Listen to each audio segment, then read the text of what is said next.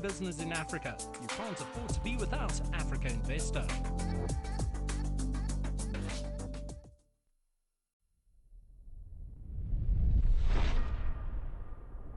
And Peter, yeah, I always remember how simple you made it when I asked you, how did you get the 6 Danish pension funds to invest $1 billion into a transport fund for Africa?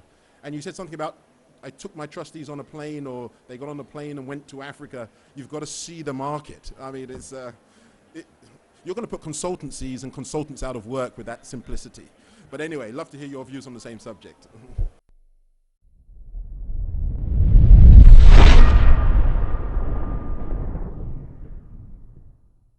Yes, one of my views when I was CEO at PKA was never use a consultant. Oh. I know things are different in many other places of the world, but I made study trips with my boards, and that convinced them in many cases much more than a lot of reports from consultants. Now, coming back to the issue, I'm here representing a group of investors together with the Nordic governments that have worked to make commitments towards 2050. And last year in Glasgow, the commitment was to invest $130 billion in the green area. The specific thing about this initiative is that this is for the short term to 2030, and we also have the reporting from the investors on how much they actually have invested. And tomorrow we are going to announce, at least for the Danish investors, where we have the precise numbers, but we have also heard from some of the other investors. And the good story is actually that they have invested, so that if they keep on investing like that, they will reach the 130 billion, and I think they will even invest more in 2030. So we are on track. Of course, the turbulence we have seen in the financial market have done that it's not a direct line. We will have to make some curves, but I'm quite sure we'll be there. If we look at the emerging markets, we don't have the precise numbers, but it seems like they have also continued investing in emerging markets. The problem is they have not invested enough, and so they have to bring up the number that's actually invested in the emerging market. And if I look at the emerging markets, Africa is one of the places where they have invested least. So we still have the problem, and we still have to work with it. I think what we have heard from the other speakers, I won't take up the same thing. I agree.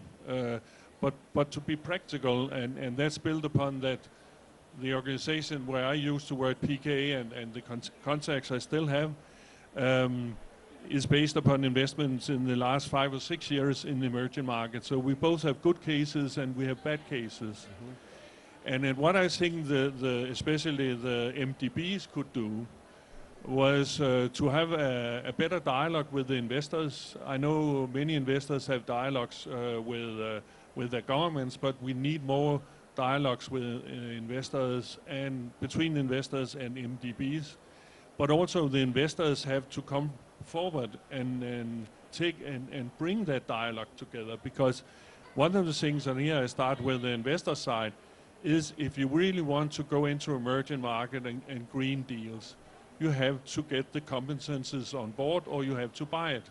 And too many pension funds are not there yet. Some of the large ones and some of the big ones have done it, but the other ones have to do it. Then I think actually there's also in some cases a crowd out and not a crowd in.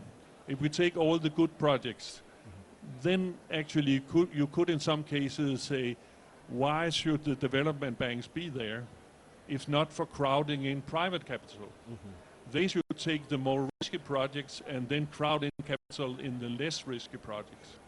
So we have to develop some kind of working relation between private investors and development banks on who is working where. And the other thing I would mention was actually, I think we need both blended capital instruments, and we need guarantees. But we should also be aware that we could have too many, that each country and each development bank develops his or her kind of institute, a way of doing it.